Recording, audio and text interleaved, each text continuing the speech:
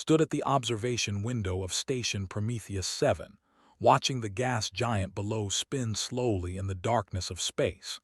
3 months had passed since he arrived at the Galactic Naval Academy, and he still couldn't believe he was here. Earth had only joined the Galactic Coalition 2 years ago, and humans were still strangers to most of the galaxy. The station was massive, home to over 10,000 cadets from 40 different species. Was one of only 12 humans accepted into the academy. It should have been an honor. Most days, it felt like being under a microscope. Still hiding up here, a voice called from behind him. Turned to see Park walking toward him. She was another human cadet, one of the few people on the station he could really talk to. She carried 2 cups of something that smelled like coffee but wasn't quite right. Not hiding, said, taking the cup she offered, just thinking. About tomorrow's combat simulation, asked. She knew him too well. Nodded. Instructor Ara paired me with a mixed team. 4 cadets are on it. His expression darkened. They were a reptilian species from a low-gravity world. They were fast and clever, but they had been increasingly hostile toward the humans. Small comments in the halls, accidental bumps during drills, equipment that mysteriously went missing. Be careful, said quietly. I've been monitoring the communication networks. There's chatter about humans. Some of it isn't friendly. There's never friendly chatter about humans, replied with a bitter smile. We're from a Class 9. Everyone thinks we're dangerous. It was true. Earth's classification had shocked the Coalition. Most inhabited worlds were gentle places with light gravity, mild weather, and few predators. Earth was different. The gravity crushed most species. The weather killed without warning. The animals hunted anything that moved. Humans had evolved in a place that wanted them dead, and it showed in every cell of their bodies. Was average height for a human, but he towered over most species at the academy. His bones were dense, his muscles powerful, his reflexes lightning fast compared to species from easier worlds. He had to be careful shaking hands with most cadets because he could accidentally break their fingers. Have you talked to Security Chief about the threats? Asked. What threats? They haven't done anything I can report, just looks and words. Drank the not-quite coffee and grimaced. Besides, if I complain, it makes humans look weak. If I do nothing, it makes us look aggressive. I can't win. Touched his arm gently. You're not alone in this. I know, said. But sometimes it feels like every decision I make affects all of humanity. One wrong move and I prove everyone right about humans being too violent for the Coalition. The next morning, arrived early at the Tactical Combat Simulation Chamber. The room was huge, with holographic projectors that could create any battlefield scenario. Safety fields would prevent serious injury during training exercises. At least, that was the theory. Instructor Ara was already there. She was an species with 4 arms and compound eyes that saw more of the light spectrum than humans could imagine. She was strict but fair, and she had never treated differently because he was human. Cadet, she clicked in greeting. Her translator device turned it into words. You are early. Yes, instructor. I wanted to review the mission parameters. Dedicated, Ara observed. Your physical scores are excellent, but you must improve your theoretical knowledge of xenobiology. Understanding your teammates' capabilities is as important as your own. I'm working on it, instructor. Other cadets began arriving, recognized his teammates for the simulation. There were 2 bird-like creatures with hollow bones and quick minds. One, a bear-sized species that looked intimidating but was actually quite gentle, and 4 cadets. They were named Tix, Kel, and they were each about 5 feet tall, with scales that shimmered green and gold under the lights. They moved with the grace of dancers, their bodies adapted for low gravity and quick movement. They looked at with eyes that held no warmth. Today's exercise is defensive, Instructor Ara announced to the assembled cadets. Your team must hold a position against simulated enemy forces. Communication and coordination are essential. Remember, this is training. Safety protocols are active. Begin when ready. The teams entered the simulation chamber. Holographic walls and obstacles appeared, creating a small, fortified position. Took his assigned spot at the rear, where his strength could be used to move equipment or defend the final line. The simulation began. Enemy holograms appeared in the distance, advancing slowly. The team started calling out positions and strategies. The coordinated fire patterns. The used its size to create mobile cover, moved ammunition crates and reinforced barriers. 47 seconds into the exercise, felt something wrong. The hair on his arm stood up, an instinct from Earth where noticing danger meant survival. He started to turn. That was when Tix hit him from behind. The stun baton should have delivered a mild shock, enough to simulate being hit in combat. Instead, pain exploded through his back like lightning. He stumbled forward, his earth-tough spine preventing what should have been a crippling blow. 3 more were suddenly around him, their batons raised. These weren't training strikes. These were meant to hurt. Time seemed to slow down. His mind raced through the implications. If he fought back, humans would be labeled violent. If he didn't fight back, he might die. The modified batons in their hands weren't set for training anymore. This was an ambush. And Kel charged together from the front while circled to his left. Tix was already behind him, raising the baton for another strike. Somewhere in the back of his mind, thought about his parents back on Earth, about's warning, about every lesson in restraint he had learned since arriving at the academy. He thought about how this moment might destroy humanity's chance at joining the galaxy. Then his training took over, and thinking stopped.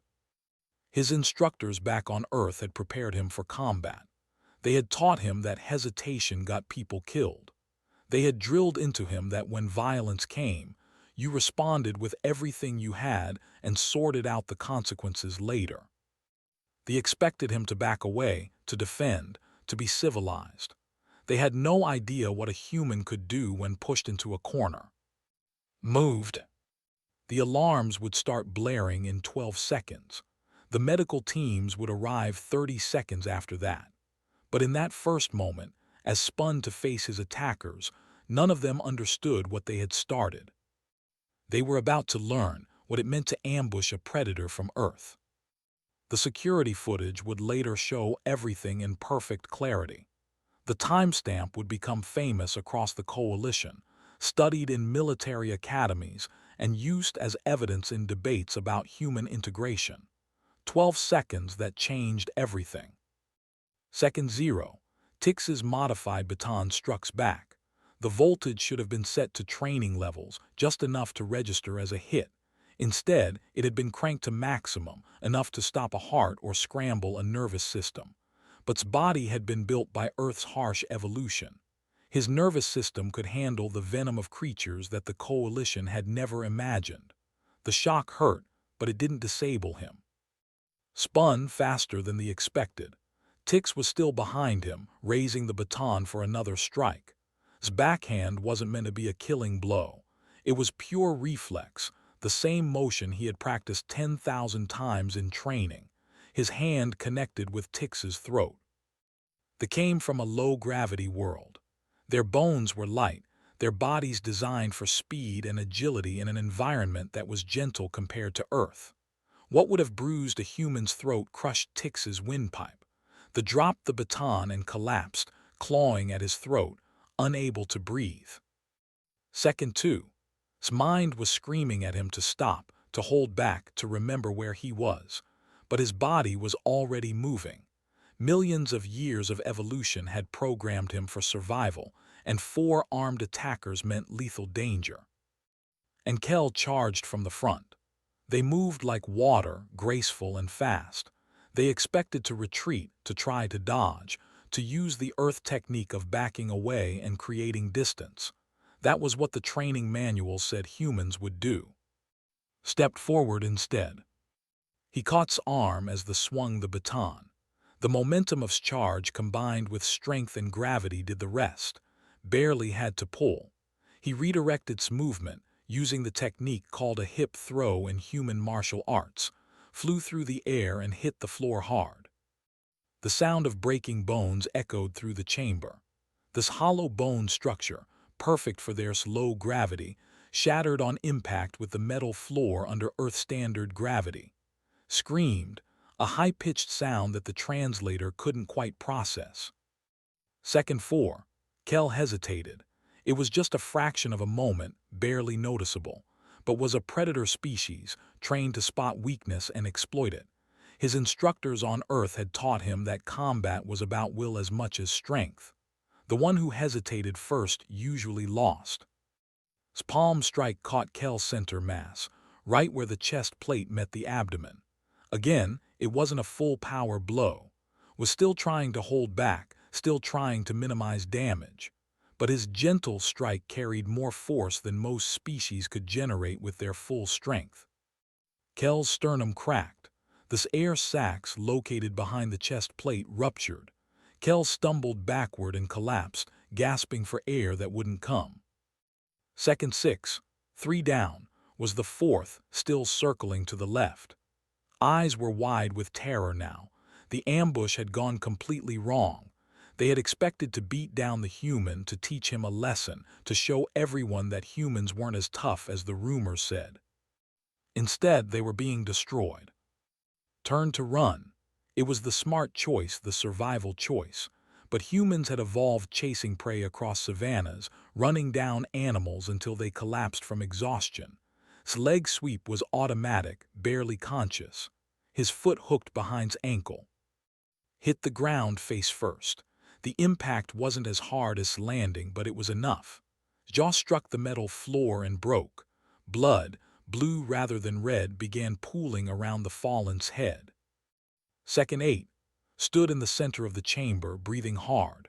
4 lay around him, all of them injured and unable to fight. The entire encounter had lasted less time than it took to speak a sentence. His hands were shaking, not from exertion, but from the realization of what he had done. He stared at his hands like they belonged to someone else. These hands that his mother had held, that had helped his little sister with homework, that had written essays about peace and cooperation between species. These hands had just broken 4 people in 12 seconds. Second 10. The holographic simulation froze. The system had detected real injuries and automatically shut down. Emergency lights began flashing. The chamber doors, which should have been easy to open, locked tight. Security protocols had activated. Somewhere alarms were blaring. Somewhere medical teams were being dispatched. Somewhere security footage was being reviewed and then sent to important people who would make important decisions. But in the chamber, there was only silence except for the gasping breaths of the injured and hammering heartbeat. Second 12. Instructor Ara burst through the door, her 4 arms already reaching for emergency medical supplies. Behind her came the medical team, a mix of species with equipment that looked strange to Earth-trained eyes. Ara's compound eyes took in the scene instantly.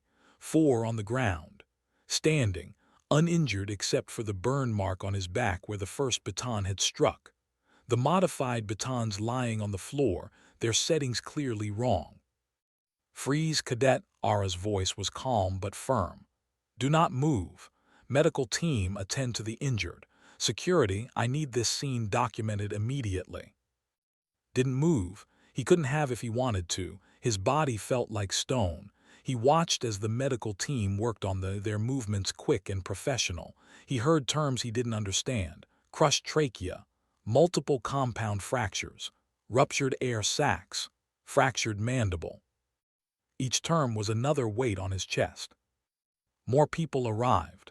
Security Chief Minu, one of the few other humans on the station, appeared at the doorway. His face was carefully neutral but could see the worry in his eyes. This was bad. This was very bad. Cadet, you need to come with me, said in Korean, not bothering with the translator. Don't say anything, not a word until we figure out what happened here. I defended myself, said quietly, also in Korean. His voice sounded strange to his own ears, hollow and distant. They attacked me first. The batons were modified. I know, replied. The security footage shows everything. But 4 cadets are headed to the medical bay and you're standing here without a scratch. Optics matter. Right now this looks like a slaughter. The word hit like another baton strike. Slaughter. That was what they would call it. Not self-defense, not survival, not even a fight. A slaughter. 1 human against 4 aliens, and the human had won so quickly and completely that it looked like murder. As security escorted him from the chamber, caught sight of the other cadets who had been in the simulation. They were pressed against the far wall, staring at him with fear in their eyes. Even the, who was 3 times his size, looked terrified. Realized with a sinking feeling that everything had changed. He had spent 3 months trying to prove that humans could be trusted, that they could control their strength, that they could fit into the peaceful coalition. In 12 seconds, he had undone all of that work. In 12 seconds, he had confirmed every fear and suspicion that the galaxy had about humans. In 12 seconds, he had become exactly what they expected it to be. A monster. The isolation room was small and gray. Sat on the metal bench, staring at the wall. He had been here for 6 hours and no one had told him anything.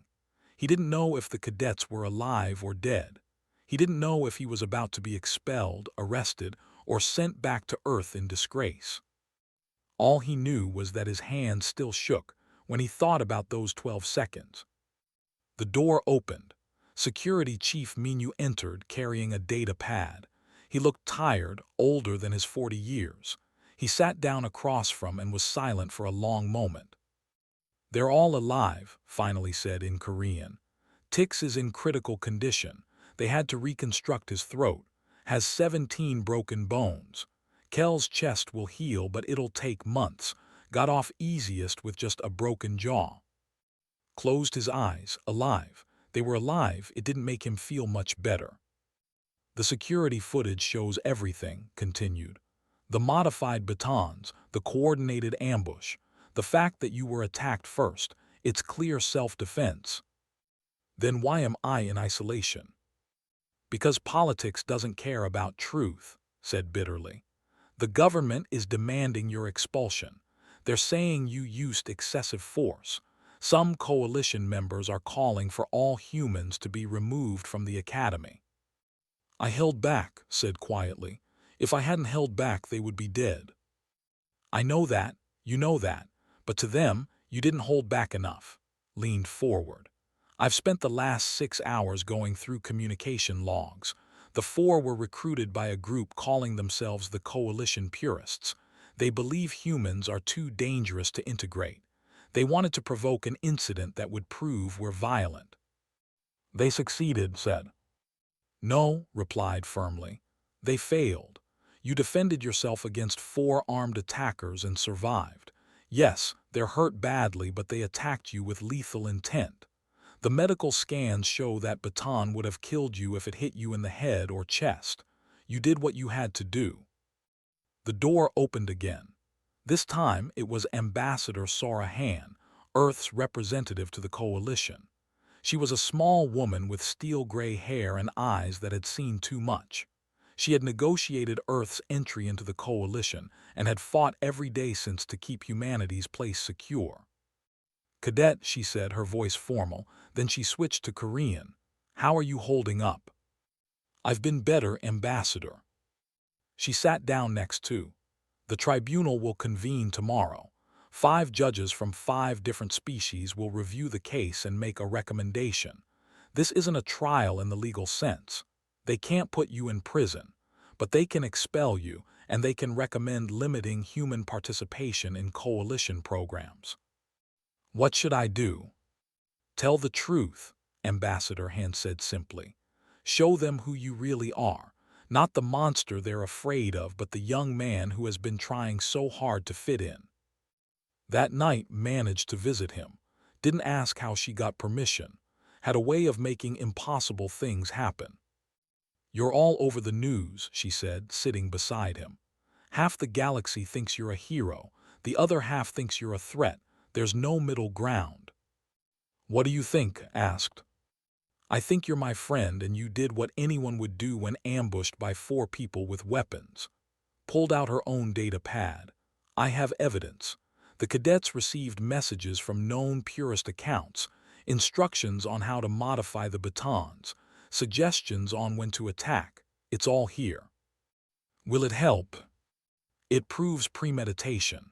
It proves this was an organized attack meant to create an incident. It should help." Hesitated. "But even if you're cleared, things won't go back to normal. Everyone saw what you can do. They won't forget." The tribunal chamber was circular, with the 5 judges seated in a semicircle at the top. Stood in the center, alone. The room was packed with observers from dozens of species, all watching to see what would happen to the human who broke 4 cadets in 12 seconds. The judges represented 5 major coalition powers. Judge Aura was, which seemed unfair until reminded himself that the coalition valued impartiality. Judge was a massive who barely fit in his chair. Judge was like Instructor Aura.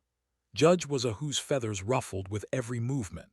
And Judge Coordinator was something called a harmonizer, a species that existed partially in another dimension and looked like floating lights to human eyes.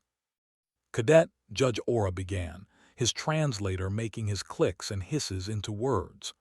"You stand before this tribunal to answer for the injuries sustained by 4 cadets during a training exercise. How do you respond?" "I defended myself against an unprovoked attack," said clearly. He had practiced this. 4 cadets ambushed me with weapons that had been modified to lethal settings. I responded with the minimum force necessary to stop the attack." "Minimum force?" Judge Aura's scales flushed darker. 4 cadets lie in medical bays. You claim this was minimum force."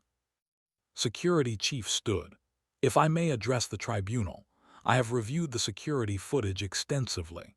Cadet showed remarkable restraint. If he had used full strength, all 4 attackers would be dead. Instead, he disabled them using the minimum trauma necessary to stop the threat." The tribunal watched the security footage. Had to watch it too, seeing himself move with a speed and violence that looked alien even to his own eyes. He saw the moment Tix's throat collapsed, the sound of bones breaking, Kel crumpling from the chest strike, hitting the ground. "The baton that struck Cadet was set to lethal levels," continued. "If it had hit him in a vital area, he would have died. This was not a training accident. This was attempted murder." Presented her evidence next. The messages, the modified weapons, the connection to the coalition purists. It painted a clear picture of a conspiracy to harm and create an anti-human incident. Instructor Aura about's character. "In 3 months, Cadet has shown nothing but discipline and restraint. He is always careful with his strength. He helps weaker cadets during physical training. He has never started a conflict. This incident is completely out of character for him." Then came the testimony from the other cadets who had been in the simulation. They described the normal exercise turning into chaos. They confirmed that had been attacked first. One cadet spoke up nervously. "I have trained with Cadet many times. He is always gentle, always controlled. When he sparred with me last month, he could have hurt me easily, but he didn't. He let me win to build my confidence. That is who he is." The tribunal deliberated for 4 hours, waited in a side room with Ambassador Han, and no one spoke much. There was nothing left to say. Finally, they were called back. Judge Coordinator spoke, the lights that made up its body pulsing with each word from the translator. "This tribunal finds that Cadet acted in legitimate self-defense. The evidence clearly shows premeditated attack with lethal intent. Cadet is cleared of all wrongdoing." Felt his legs go weak with relief. "However," Judge continued, and hope crashed. "This incident reveals a fundamental truth. The physical capabilities of humans far exceed those of most coalition species. For the safety of all cadets, We recommend implementing specialized training protocols for human students. They should be separated during physical combat exercises to prevent accidental injury. That's segregation, Ambassador Hand said firmly. You're punishing humans for being attacked. It is protection, Judge Aura replied. Protection for everyone. As they left, the tribunal chamber felt hollow. He had won. He wasn't being expelled or charged with a crime, but he hadn't really won at all. The galaxy had looked at him and decided he was too dangerous to mix with normal people. He was free, but he had never felt more isolated. The new protocol started 3 days after the tribunal. Human cadets now had separate physical training sessions. They ate at designated tables in the cafeteria. Their combat simulations were scheduled when non-humans weren't using the chambers. The academy said it was for everyone's safety. It felt like exile. Walked through the corridors and watched other cadets move away from him. Not obviously, not dramatically. Just a slight shift in their path to avoid getting too close. Even cadets who had been friendly before now kept their distance. He had become a walking danger sign. Another human cadet seemed pleased by the whole situation. He strutted through the halls like he owned them, enjoying the fear in other species' eyes. Let them be scared, he said to one day. Maybe now they'll respect us. That's not respect, replied. That's just fear. What's the difference? Shrugged. Either way, they leave us alone. But didn't want to be left alone. He had come to the academy to learn, to build bridges between humans and the coalition. Instead, he had become a living reminder of why those bridges were so hard to build. 2 weeks after the incident, Instructor Aura called a special lecture. It was mandatory for all cadets, human and non-human alike. The lecture hall was packed, with humans on one side and everyone else on the other. The divide was physical now, written into the room's geography. Aura stood at the front, her 4 arms clasped behind her back.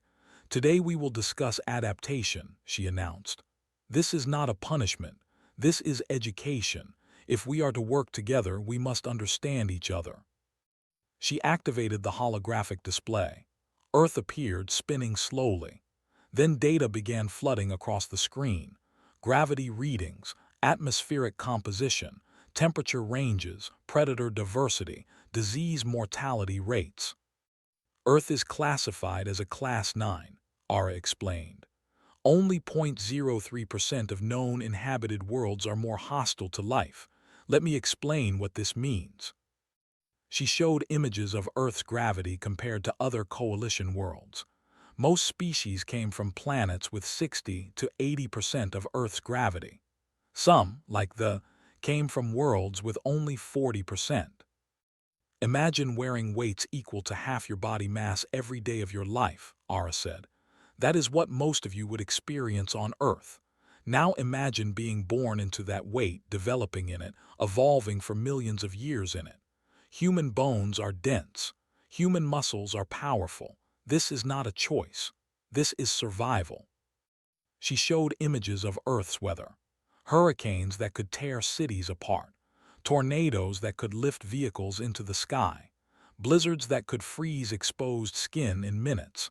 Temperatures that ranged from burning hot to deadly cold. Most coalition worlds have mild weather, Aura continued. Earth's weather kills thousands yearly.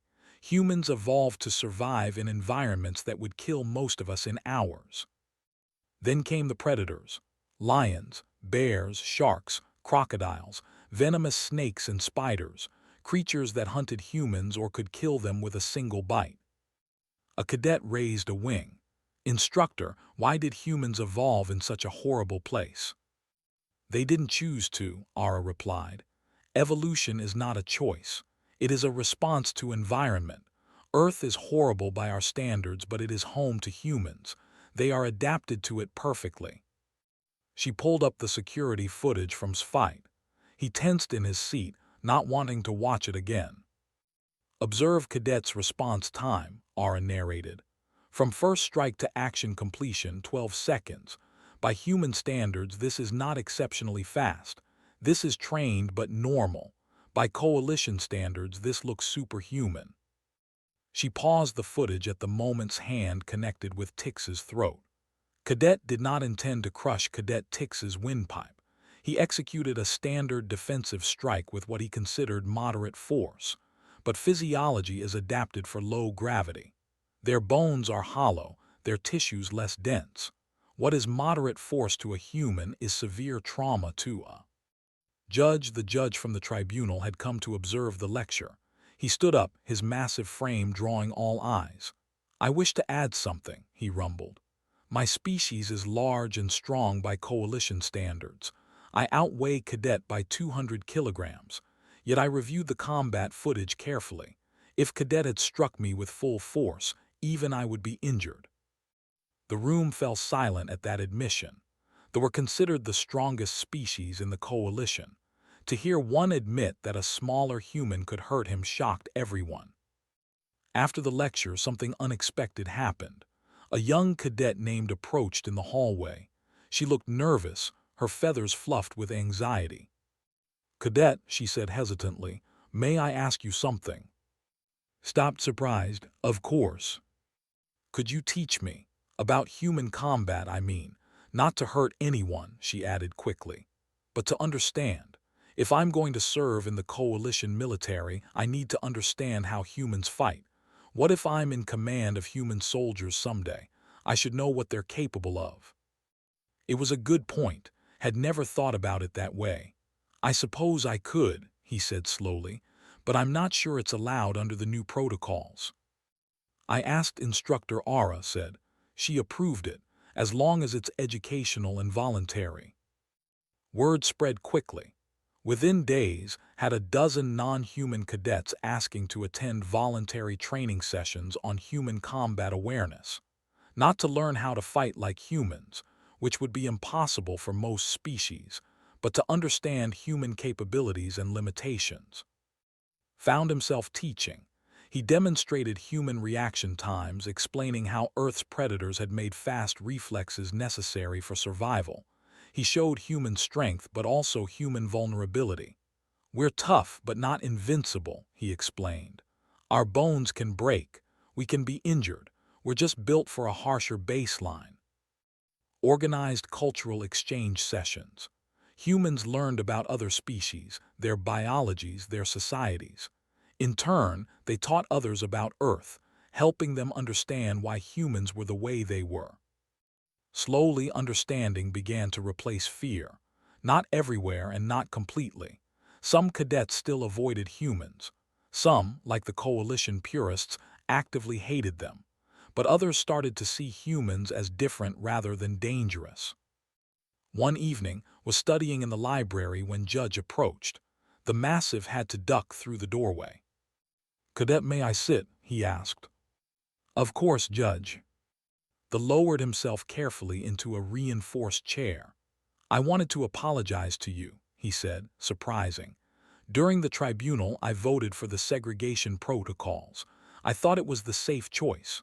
Now, having observed your teaching sessions, I believe I was wrong." "You were trying to protect everyone," said. "I was acting from fear," corrected. "Fear of something I didn't understand. You and the other humans have shown great patience in educating us. That takes courage." "I'm just trying to prove we can fit in," admitted. "You're doing more than that," said. "You're building bridges, real ones made of understanding rather than fear. That is worth more than any combat skill." 3 months after the incident, something remarkable happened.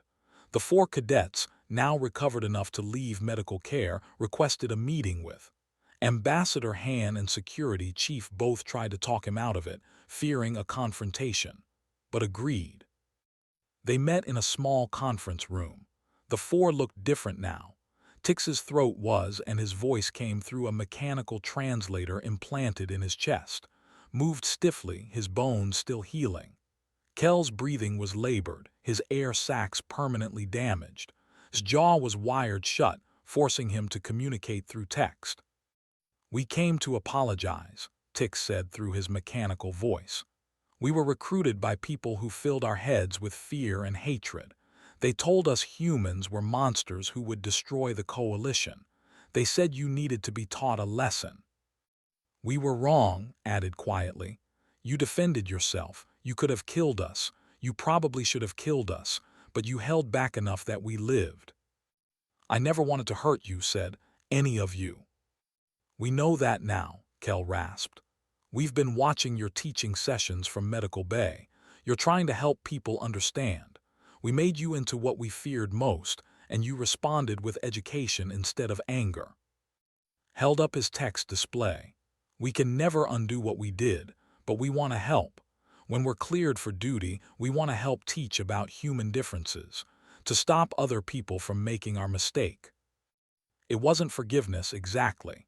The damage had been done physically and politically, but it was a start.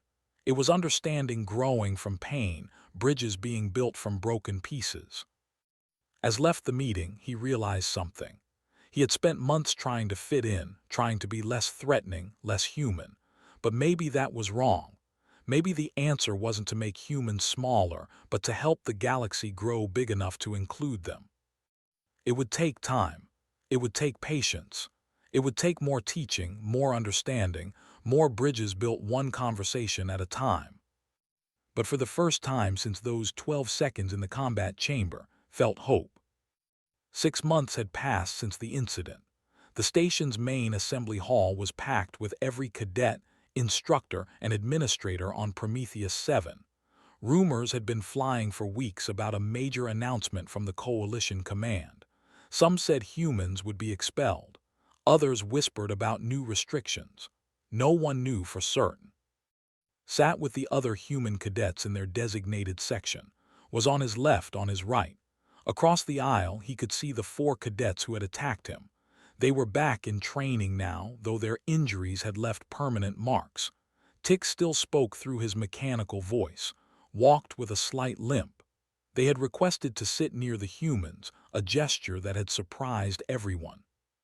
Commandant, an ancient harmonizer whose light form pulsed with authority, floated to the center of the stage.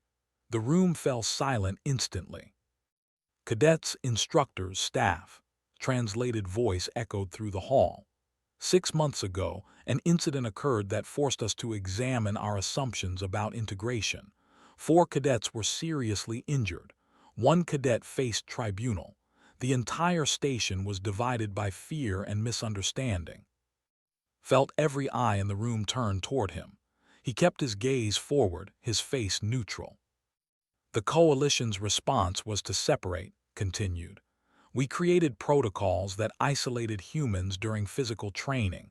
We believed this would prevent future incidents. We were wrong. A murmur ran through the crowd, leaned toward. Did he just say they were wrong? He whispered. Segregation does not create safety, said. It creates ignorance. And ignorance breeds the very fear and hatred that caused the incident in the first place. After extensive review and consultation with military experts and the cadets themselves, the Coalition has made a decision. The holographic display behind lit up, showing a new emblem. It combined symbols from dozens of species, including the simple circle and line that represented humanity. We are implementing a new program called Adaptive Combat Integration, announced. Rather than separating species by capability, we will train all cadets to understand and work alongside species different from themselves. This will include mandatory xenobiology training, cross-species combat awareness courses, and integrated team exercises designed for mixed capability units. The hall erupted in whispers, exchanged a glance with barely daring to hope. Human cadets will serve as assistant instructors in physical training, continued. They will help non-human cadets understand human capabilities and limitations. In exchange, human cadets will receive intensive training in advanced coalition technology, diplomatic protocols, and from their non-human peers. Each species brings unique strengths. We will learn to leverage all of them. Instructor Aura took the stage next. I have been asked to lead this program, she said. Over the past 3 months, I have observed cadets' voluntary teaching sessions. I have seen fear transform into understanding. I have watched cadets from different worlds learn to work together not despite their differences, but because of them.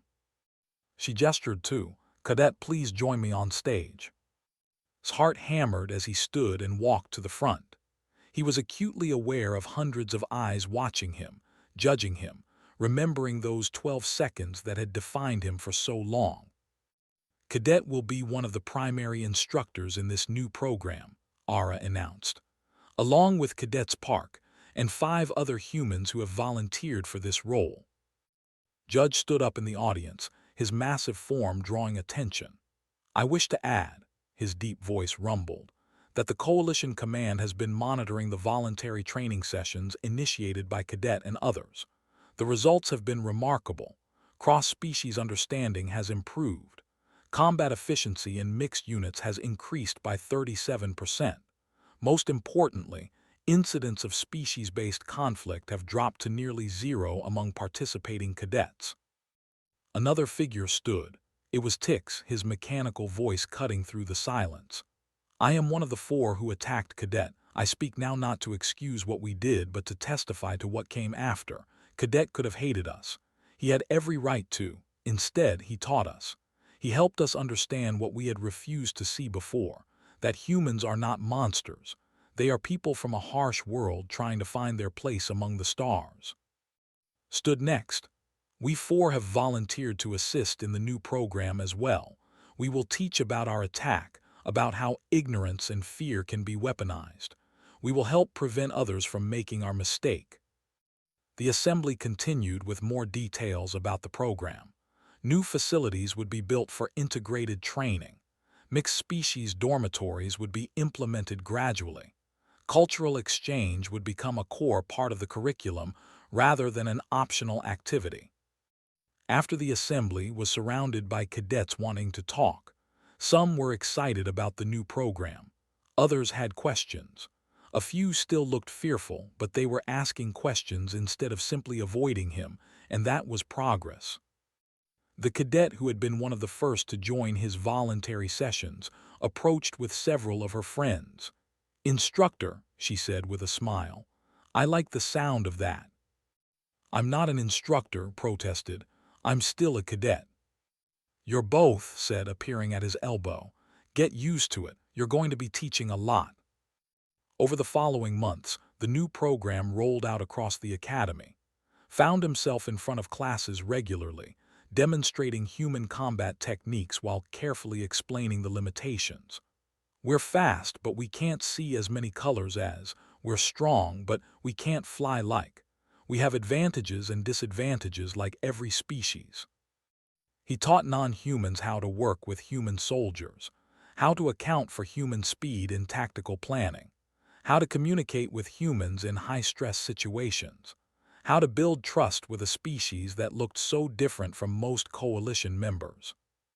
In return, he learned. Pilots taught him about 3-dimensional combat thinking, taught him about patience and long-term strategy. Engineers showed him construction techniques that humans had never imagined. Thus, surprisingly, became some of his best students and teachers, their experience bridging the gap of misunderstanding. Security Chief was promoted to Director of Coalition Security Training. His first act was to make the Adaptive Combat Integration Program mandatory at all Coalition military academies, not just Prometheus 7. Ambassador Han used the success story in diplomatic negotiations. Earth's integration into the Coalition deepened. More humans were accepted into Coalition programs. The fear didn't disappear, but it was balanced now with understanding and respect.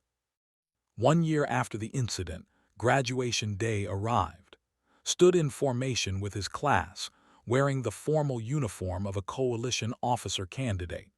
The ceremony was traditional, with speeches from important officials and the presentation of ranks and assignments. When his name was called, he walked across the stage to receive his commendation. But before the commandant could speak, something unexpected happened. The entire graduating class, human and non-human alike, rose to their feet in a standing ovation. stood there overwhelmed as the applause washed over him. He saw with her wings spread in the sign of respect. He saw Tix and the other cadets clapping with their small hands. He saw Judge nodding approval. He saw his human friends cheering. But most of all, he saw hundreds of cadets from dozens of species showing him that he wasn't just the human who broke 4 cadets in 12 seconds. He was bridge builder, teacher, and friend. Commandant presented him with a special commendation for exceptional service to coalition integration and for demonstrating that our differences make us stronger when we choose understanding over fear. That evening, there was a reception for graduates and their families. His parents had traveled from Earth, and he introduced them to his friends from dozens of worlds. His mother cried when Tix approached and thanked for his patience in teaching. "I thought I'd lose you," she whispered too. "When we heard about the incident, I thought they'd send you home in disgrace." "They almost did," admitted. "But a lot of people fought for me, and I learned that sometimes the hardest thing isn't fighting, it's teaching people to stop being afraid." Was assigned to the diplomatic corps, where she would continue building cultural bridges.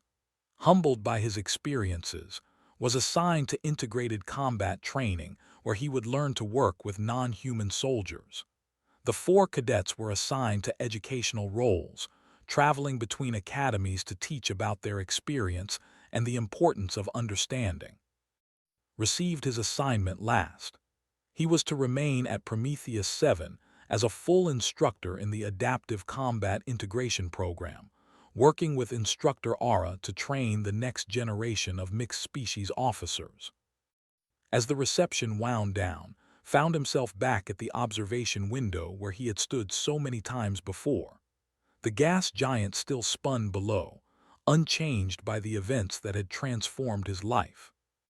Joined him, holding 2 cups of the not-quite coffee that they had both learned to tolerate. "Thinking deep thoughts?" she asked. "Just remembering," said. "A year ago I stood here wondering if I'd destroyed humanity's future in the coalition.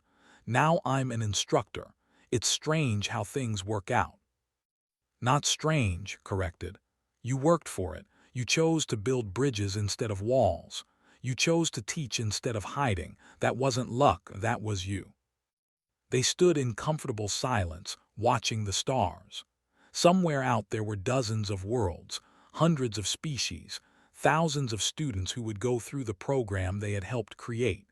They would learn to work together, to understand each other, to be stronger together than apart. Thought about those 12 seconds that had changed everything. For a long time he had seen them as his failure, proof that he was too dangerous to belong. But now he understood differently.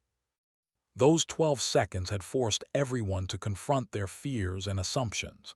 They had sparked conversations that needed to happen. They had exposed conspiracies that needed to be stopped. They had created an opportunity for real change. He had been so focused on what he could do in 12 seconds of violence that he had almost missed what he could build in the months and years of peace that followed. "You know what the best part is," said Tu. "What's that?" "They feared me for what I could do in 12 seconds. Now they trust me for what I choose to do with all the other seconds. That's what it means to be human among the stars. Not the capacity for violence, but the choice of peace." Smiled and raised her cup. "To peace, then, and to bridges." "To bridges," agreed, touching his cup to hers. Below them, the station rotated slowly, carrying thousands of beings from hundreds of worlds, all learning to live and work together. It wasn't perfect. There were still misunderstandings, still fear, still incidents that required patience and teaching. But they were trying. That was what mattered. They were choosing to understand instead of fear, to unite instead of divide, to build bridges instead of walls. And at the center of it all, a human from a taught them that sometimes the strongest thing you could do was choose not to use your strength at all.